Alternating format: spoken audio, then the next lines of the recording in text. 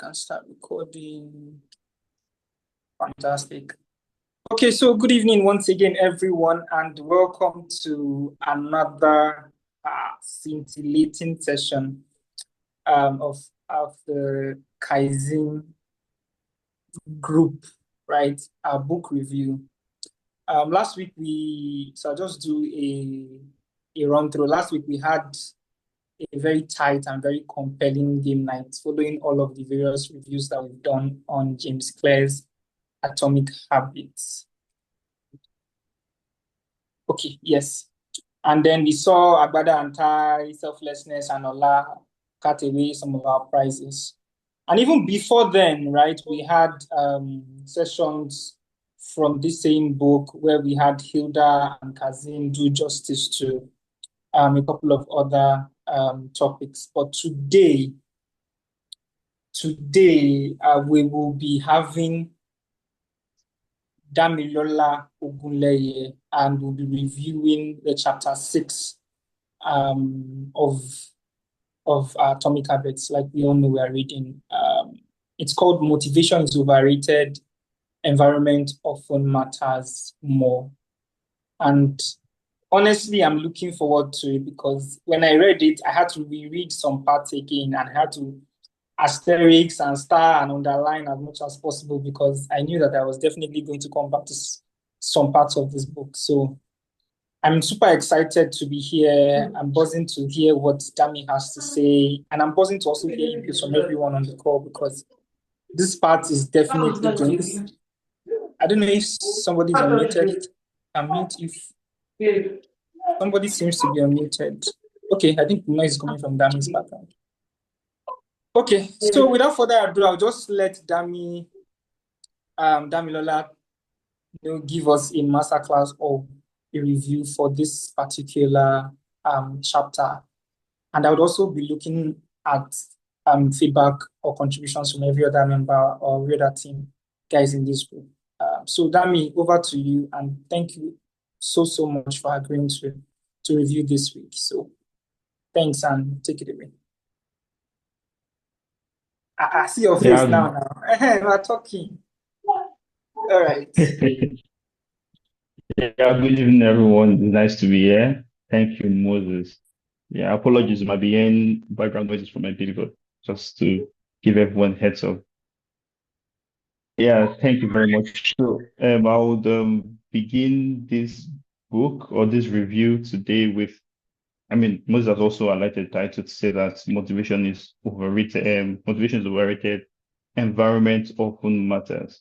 So I'll just apply to myself to say that over the years, I've always had one particular goal on my list. It features every year, and every year I still don't make it.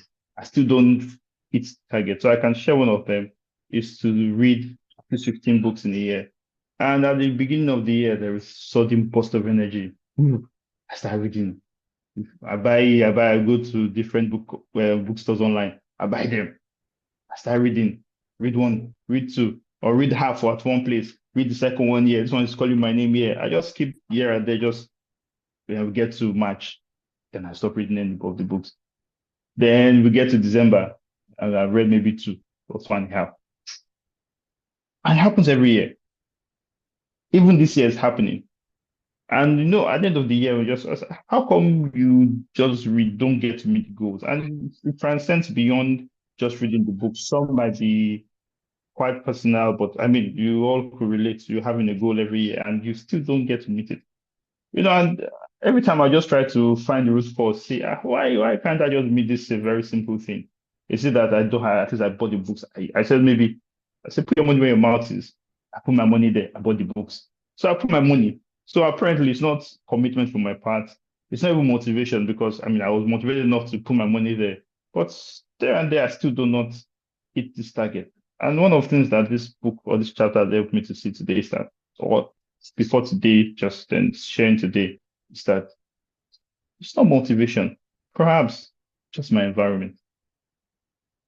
So part of what we'll be sharing today or discussing is how we could bring these environmental changes applying to ourselves to ensure that after now, going forward, I mean, we are ending Q3. By the time we're going to the next quarter of the year, next year, you're making your plans, financial plans, emotional plans, whatever kind of plans, spiritual plans. Maybe you say you want to start praying, you want to start doing this, you want to start doing that. And you just still see that you do not hit the target. Then again, motivation might necessarily not be the problem. Motivation is overrated. Environmental, the environment is often matters more. So just also diving into the book now. Anton Dyke, I mean, she came up with a very crazy idea that, you know what, in this hospital, let's see how we will change people's opinion, change people's habits, eating habits. I won't speak to anybody. I'm not engaging anybody. I just want to see if this really, really works. I would introduce more water to different areas. Let's see if people would imbibe good culture rather than drinking soda. Let's see if they would just pick water. I'm not telling anybody anything. And she implemented the idea. She spoke to some people, implemented the idea. And over time, they noticed that there was a drop in the sales of soda, in people drinking soda. People started drinking water. But she hadn't said anything to anybody. What she had just done.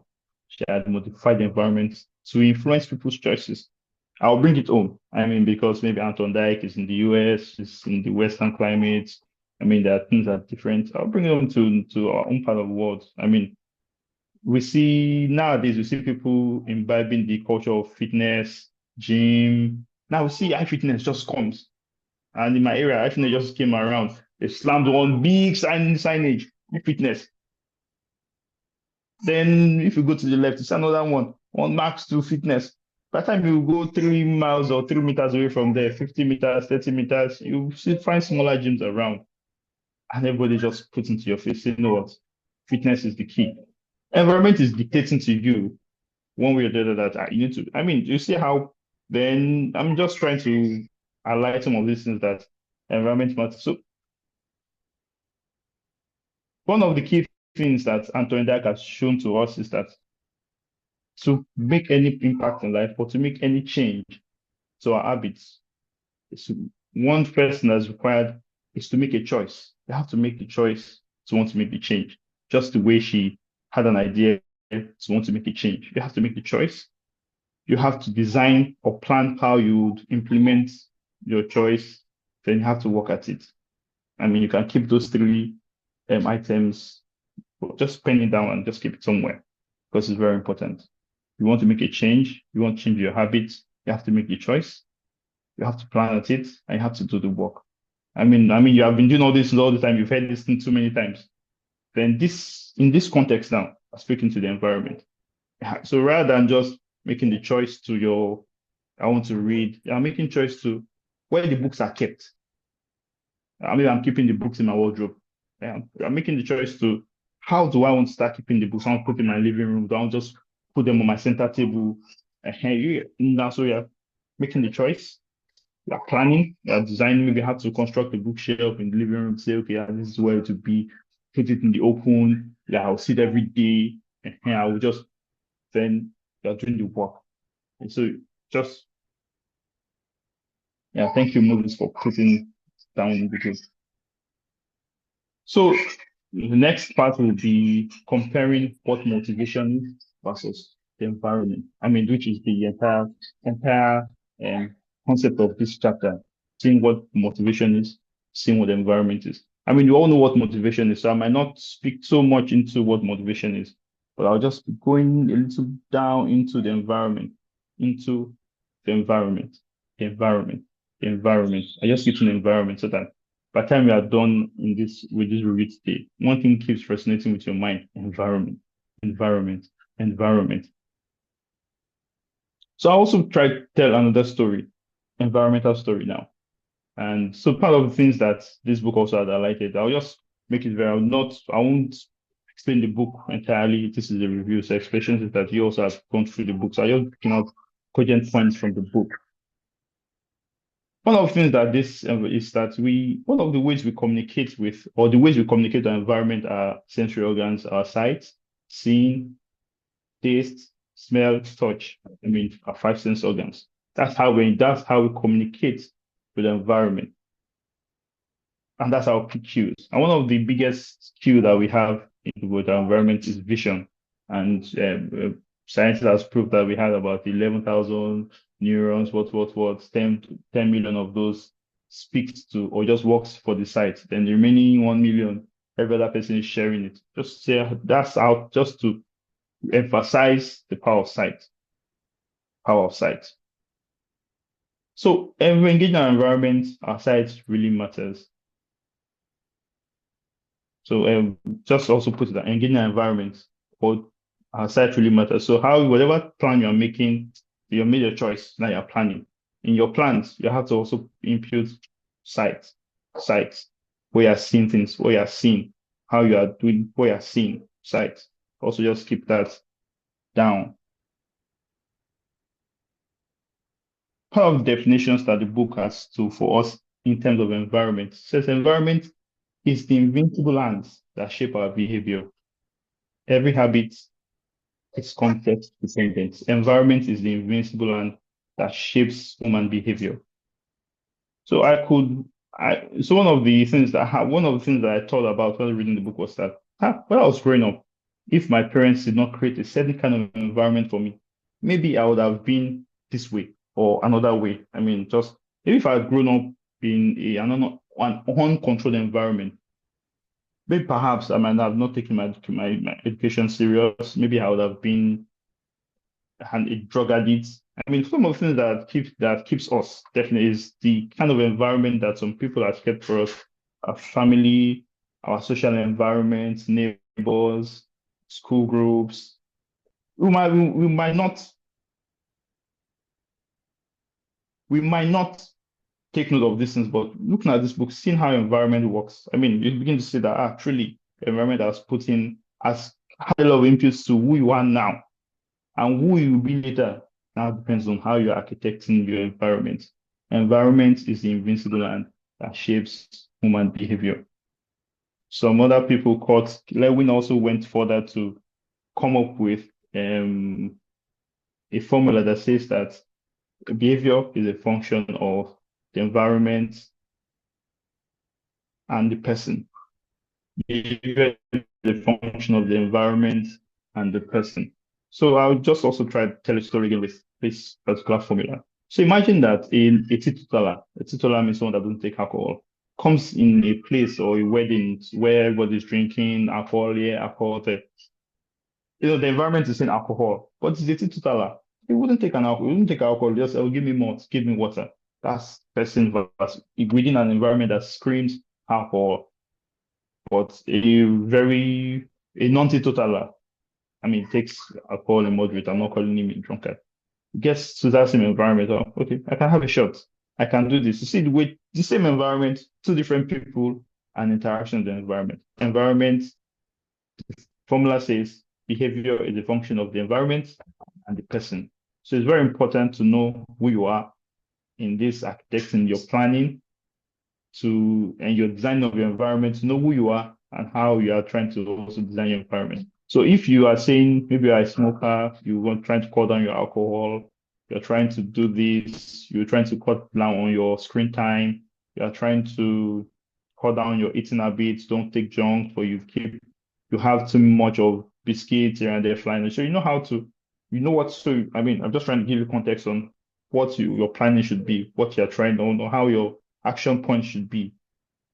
You know your person and you know what kind of environment you're trying to structure for yourself. How is moving forward. Again, just also to speak to environment and how this one of the things that I mean over time we keep saying that when during our parents things are better, now things are very expensive. Again, the environmental choices, environmental factors. When our parents were younger and where we are also were younger, I mean, the concept of branding wasn't very popular. So I mean, you could just go somewhere. There was no branding since we're cheap, no brand. Now everybody's branding. Everybody's branding the barest minimum, branding this, branding that, branding this, branding that, branding this. And when everybody begins to put everything in packages, you don't expect prices to remain the same. And it's global because the whole branding culture is now global.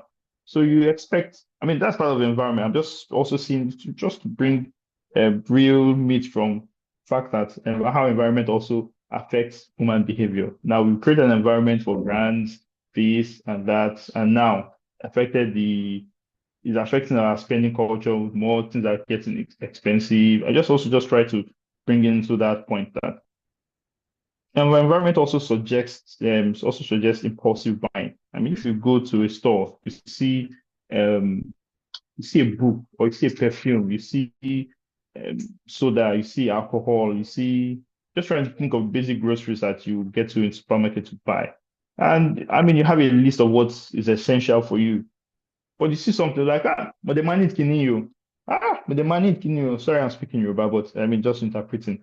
We need this thing, no. I will need this thing, no. It wasn't your plan. Sure, you didn't even think of it. It never crossed your mind. But because you have seen it and you just process that, I will need this thing, I will need this thing, then you get it. So also that's to also see how much of shaping the environment is doing for us. So one of the things that we also need to do to just also, because time is running out to also be fast, is that you also need to learn to shape your environment properly so that you do not allow people to influence you. Some of the things that is happening in our climes or generally is that the environment is shaping who we are and it shouldn't be. We should shape, we should be who we are. I should shape our environment to suit where we are going. And that's part of what the book speaks to, the entire atomic habit, is to ensure that you are able to plan, say you want to move from point A to point B, and you're able to do that. Transitioning from the kind of person that's shedding your skin. I mean, it takes effort that removing a snake doesn't grow in that same skin. If it grows bigger, it has to drop that skin and pick up or just develop a bigger skin because you cannot have a big snake in a small skin. And that's part of what this atomic habit is trying to also help us see. I mean, then speaks. I'm just trying to section the book there, but so next thing is how do you now architect your choices, your environment? How do you now structure it? And part of the main ideas from what the book says is that if you want to play guitar more, put the guitar in the center of your table. If you want to read more, do this. If you want to do that, so just think through yourselves. People that have insomnia that cannot sleep, that have difficulty sleeping. And maybe they go to their bed early and they just try looking for sleep. They go to the hospital. Part of the suggestion the doctor gives to them is that you know what, go to bed only when you are sleeping. So they're trying to shape an habit that when you see the bed, then you sleep. When you sit on the couch, maybe you're so you have to be very intentional in how you are architecting and shaping your habits. While I might not be able to workshop for you how you should do that, part of the things that this review should help to is to sow a seed in you and you should also water it. I mean, if you have not read the chapter entirely, you should also go through it. I encourage that you do that for yourself. It also would open your minds to see how you could put yourself in this place, shape your environment properly to ensure that by the end of the year or next year, what, you are able to come clear. I mean, you're able to come correct. One other very important part that the book, in summary of the book, is that a stable environment where everything has a place and a purpose is an environment where an habit can be easily formed. I'll read that again. A stable environment where everything has a place and a purpose is an environment where an habit is easily formed. I mean, this statement just screams dedication. Statement screams purpose. This statement screams discipline. You cannot have all these things. You can't even change your behavior without discipline, to be very honest. So you are an alcoholic, you are trying to cut down on alcohol, you are going to a party where there is alcohol. So even you have to find maybe even remove yourself from there. It takes discipline for you to see what you like and you look away. You are trying to cut down screen time. You get to your house, your people are watching Netflix. This new movie, Wolf King is into his house. I'm trying to cut down on your watching movie. It takes discipline for you to leave where you are, go to your room, maybe pick up a book, or just also try and fill that habit with something that you can't just leave your time blank. Something always fill it. You have to leave there to something, and you have to make it stable. A stable environment is very important. It's where that a stable environment again is a place that has everything and has a purpose. And this is where habits can be properly formed. Dedication, purpose, discipline are very important. You just always have to be intentional about how your environment, who you people that. So I mean, part of what book did not state, the book also did not state about friends, your friends, your family, the kind of conversations that you have also shape your habits. So imagine that you have a friend that is always speaking to savings, investment, is very big on savings and investment. I can tell you for certain that because of that environment, even if you are not, your mindset will shift from savings, from spending to investment. And I mean, you could even be taking a loan to buy a house, investment. I mean, you just see that you are living a certain kind of space, standard space because of your environment. So while I'm trying to round up this session for other to also to speak to part of the things that the book has given them insights to, so that you have to be intentional about the environment. Again, my first point would be that to do this, you have to make your choice. You have to plan or design, and you also have to do the work. I would now be handing over to Moses so that we also have comments from other people. Thank you very much. Wow, that was powerful. I don't know that you can speak like this, so honestly, see round of applause everywhere. That was let me do my own thing for you. That was amazing. Thank you so much. And to be honest, I have a little bit to contribute, but I know that people or members in the group are also eager. Like I saw somebody say, I can relate. Pa, me too, I can relate. So I know that if, the mic is currently like buzzing to be unmuted. Let me put it like that. So I just let a few people also give their own takes, one or two, before I give my final take, and then we call it a day. So if you really also want to contribute, I think this is the best time for you to do that. You can unmute, please. Yeah.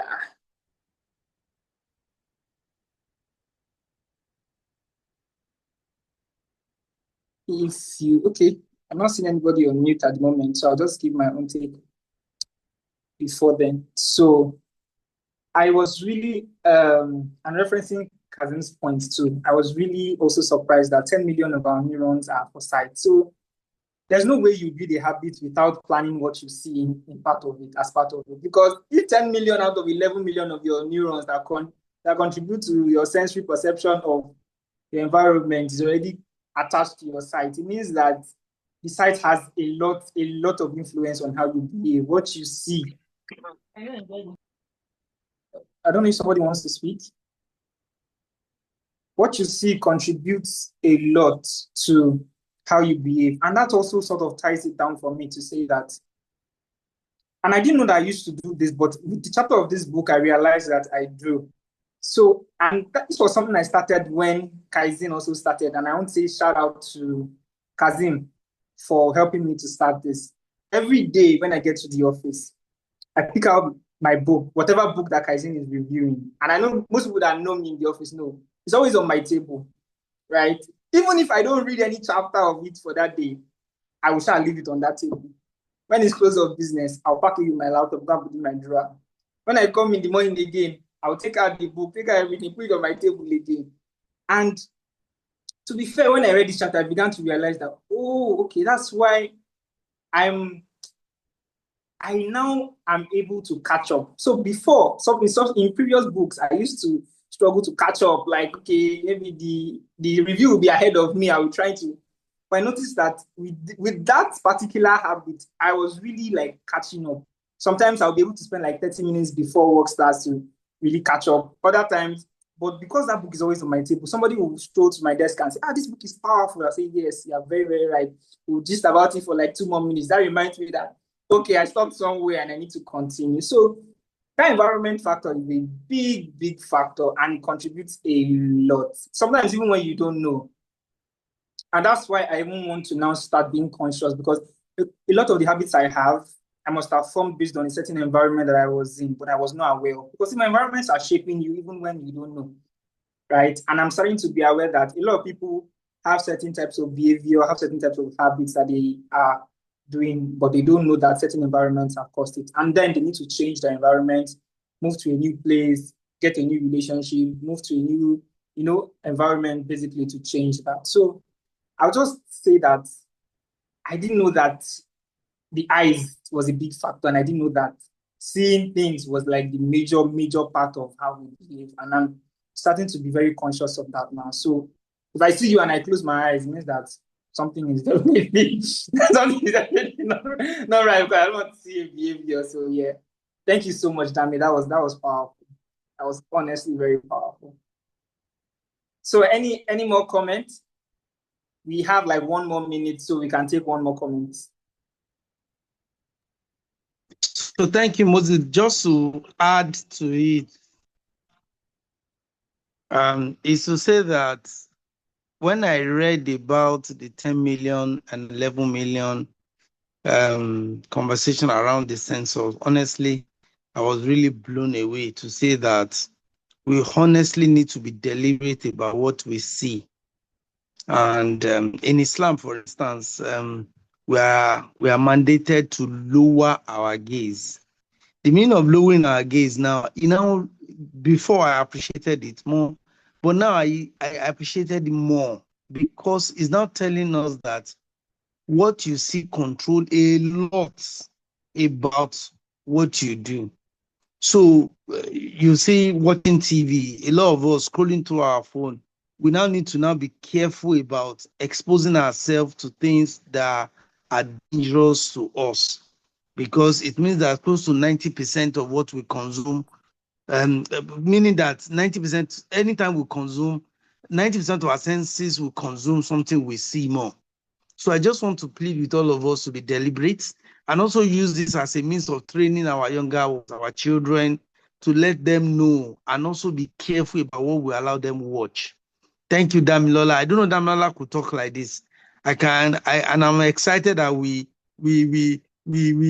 arrested him to come and do this review for us. Thank you so much, Damilola. I'm to you. All right. Thank you so much, everyone, for joining once again. Do well to follow us and encourage your friends and your family to also join. I think this has really improved me a lot. I know it has improved a lot of people that are also following. And so you may also want to engage our socials, like all our pages, and do well to interact with us basically, generally, all over or anywhere you find us. So do enjoy the rest of your evening and your weekend. Thank you. And remember, environment matters. Be careful what you see this weekend. Bye-bye.